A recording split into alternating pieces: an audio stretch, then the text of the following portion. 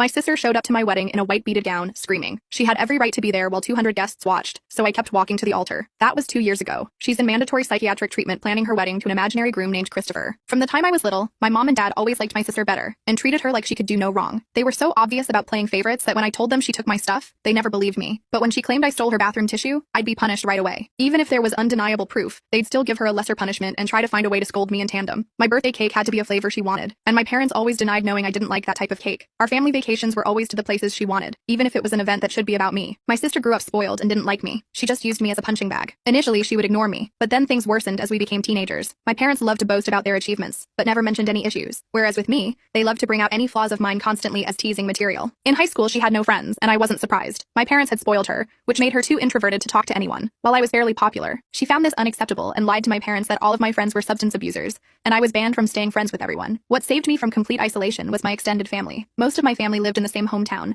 and I got along with my cousins despite some age differences. At one gathering, they invited me over, and I told them how I was banned from leaving the house. When asked why, my kid self with no filter replied that it was because I wasn't allowed to have friends since my sister didn't have any. My parents found out quite quickly and had a huge argument with our extended family, and as expected, I was grounded for complaining. Eventually, my sister's situation worsened, so she changed schools. I guess the humiliation of extended family, knowing her social status was bad, and she demanded to be changed. My parents immediately obliged, even though it cost them more since the school was further away. My sister made friends at the new school. I thought this would make her ease up on me, but instead, it made this worse. Her friends would come over and bully me, and my parents called it light teasing. I never called friends over because my parents were awful hosts to them, or my sister would accuse them of taking stuff, and they'd believe it. I did become close to my cousins though, especially because my parents didn't dare to mess with them. I was slowly starting to believe that life was back at its peak, especially because I finally got a boyfriend.